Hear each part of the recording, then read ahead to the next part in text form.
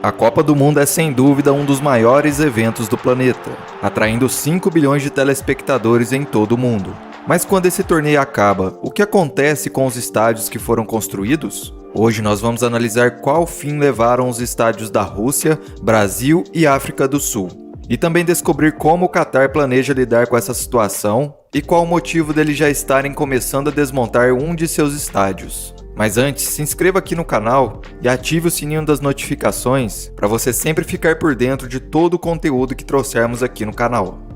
Nos últimos 10 anos, o Qatar construiu uma enorme infraestrutura para uma Copa do Mundo, com estádios modernos, instalações de treinamento de ponta e melhorias nas vias de transporte. No total, eles gastaram mais de 200 bilhões de dólares. Isso é muito mais do que qualquer outro país já gastou, principalmente porque o Qatar teve que construir tudo praticamente do zero.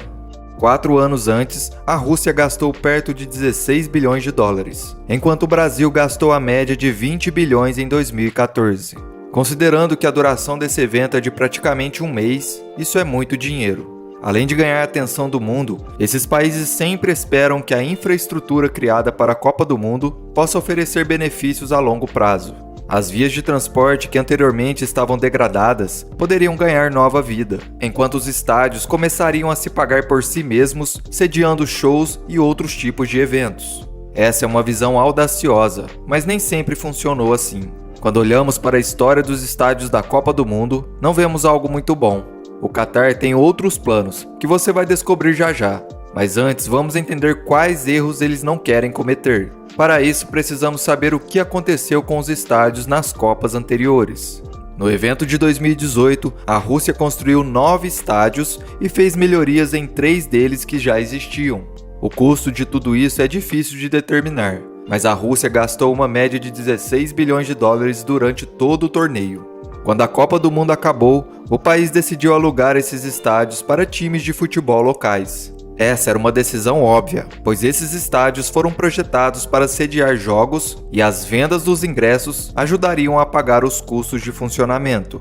Mas essa estratégia falhou. Os times da Rússia não recebem muito apoio, e a maioria deles tem dificuldade para vender até mesmo metade dos ingressos para os jogos. No estádio que foi construído em Sochi, o time local atrai uma média de 6 mil torcedores. Isso não passa nem de 15% da capacidade total do estádio. Somente isso não é suficiente para manter os custos de funcionamento. Os estádios estão perdendo dinheiro e quem paga a conta são os contribuintes. Esses são os estádios chamados de elefantes brancos, pois são caros e totalmente inúteis. Um ano após a Copa do Mundo, o estádio Kaliningrado começou a ter muitos prejuízos e o custo para poder salvá-lo chegou a 1 milhão de dólares. Do ponto de vista financeiro, teria sido melhor ter deixado ele de lado. Apenas um dos 9 estádios da Rússia está tendo um futuro bem-sucedido. A Arena Kazan foi transformada em um local multiuso, sediando jogos de futebol, shows, exposições de carros e eventos de moda. Ela também está equipada com restaurantes e quartos de hotel. Talvez essa é a chave para o sucesso a longo prazo, transformar o estádio em algo completamente novo. Mas será que foi assim em outros países? 4 anos antes da Rússia, o país da Copa do Mundo foi o Brasil, e seus estádios tiveram um destino semelhante. A maioria deles são usados por times locais com milhares de assentos vazios. O Brasil é uma nação apaixonada pelo futebol, mas seus estádios são simplesmente muito grandes para serem preenchidos. O exemplo mais impressionante é a Arena da Amazônia, na cidade de Manaus. O estádio foi construído para acomodar 40 mil pessoas, mas o time local atrai não mais que 1.000 torcedores. A estimativa é de que ele está perdendo um valor de quase 1 milhão de reais por mês. Em um esforço desesperado para cobrir os custos, outro estádio da Copa do Mundo, o estádio Mané Garrincha, recentemente foi usado como abrigo de ônibus. Enquanto isso, o Estádio das Dunas está tentando ganhar dinheiro sediando casamentos e festas infantis. Tudo se torna ainda pior quando consideramos o fato de que algum desses estádios só sediaram 4 jogos da Copa do Mundo. Mas será que valeu a pena tudo isso por apenas 6 horas de futebol? É claro que não. Num país onde 1/4 da população vive na pobreza, seria melhor ver os nossos impostos sendo utilizados em projetos mais eficientes do que investidos em estádios que posteriormente não tiveram nenhuma utilidade. 4 anos antes da Copa do Brasil, a África do Sul foi quem sediou o torneio. Os estádios de lá estão um pouco melhor do que os da Rússia e do Brasil.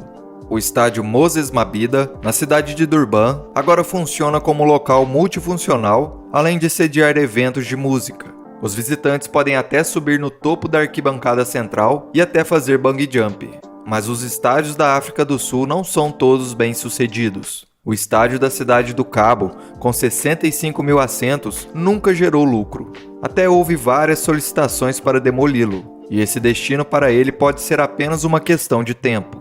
O Qatar quer evitar esses erros das Copas do Mundo anteriores, especialmente depois que sua proposta foi envolvida em muita controvérsia, onde quase 30 funcionários da FIFA foram obrigados a se afastar após evidências de corrupção e suborno.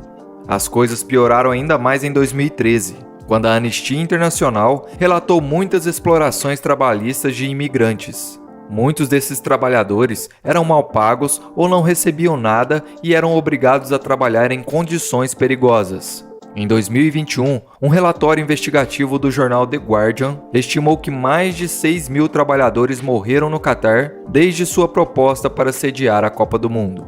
No geral, isso causou muito dano à reputação mundial do país. Mas uma das poucas coisas pelas quais eles não foram criticados foram seus planos para lidar com os estádios da Copa do Mundo quando o torneio terminasse. Mas então, qual é o plano do Qatar para os estádios da Copa do Mundo? Em primeiro lugar, a existência de 8 estádios enormes seria irracional para um país tão pequeno quanto o Qatar, visto que a sua população chega a 400 mil habitantes. Enquanto isso, os estádios têm capacidade para acomodar 420 mil pessoas. Só para fazermos uma comparação, a Rússia tem aproximadamente 140 milhões de habitantes e o Brasil 220 milhões. Se esses países não conseguiram preencher seus estádios da Copa do Mundo, o Qatar não terá nenhuma chance. Mas o ponto é que o Qatar não tem pretensão de preenchê-los, mas sim de modificá-los. Os 2 maiores estádios, Lusail e Al Bayt, serão transformados em locais multifuncionais modernos. No estádio Lusail, a maioria dos assentos serão removidos para dar lugar a lojas, cafés, uma escola, uma clínica de saúde e talvez até alguns apartamentos. Já o Al Bayt passará por um processo semelhante. Ele será transformado em um hotel de 5 estrelas, um shopping center e um hospital. Em ambos os estádios, o gramado será mantido, mas eles pretendem sediar eventos comunitários em vez de jogos de futebol profissionais. Mais 3 estádios, Ahmad Bin Ali, Al Janoub e Al Tumama, ainda serão usados para jogos de futebol, mas apenas depois que os locais forem reduzidos drasticamente. Esse é um projeto interessante que os próximos países poderiam adotar em futuras Copas do Mundo. Em vez de construir novos estádios em cada país, um conjunto de estádios temporários poderiam ser transferidos de um lugar para o outro. O Qatar também tem planos de usar sua infraestrutura da Copa do Mundo para sediar futuros eventos. É o que o Brasil fez em 2016, quando sediou os Jogos Olímpicos de Verão e usou 5 de seus antigos estádios da Copa do Mundo. No entanto, quando os Jogos Olímpicos terminaram, a situação era basicamente a mesma de antes. Em 2024, o Qatar sediará a Copa Asiática, um torneio internacional de futebol para equipes da Ásia e Oceania.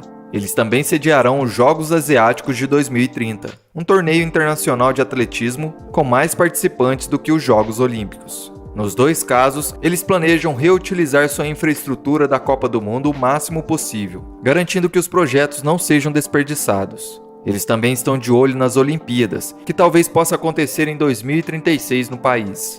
O fato é que só o tempo dirá se algum desses planos realmente vai funcionar, mas um deles já está em andamento. Depois de sediar um jogo entre Brasil e Coreia do Sul em 5 de dezembro, a desconstrução do estádio 974 já começou. Existem rumores de que as peças do estádio serão enviadas para o Uruguai, que está esperançoso de sediar a Copa do Mundo de 2030. Mas e aí, o que você acha?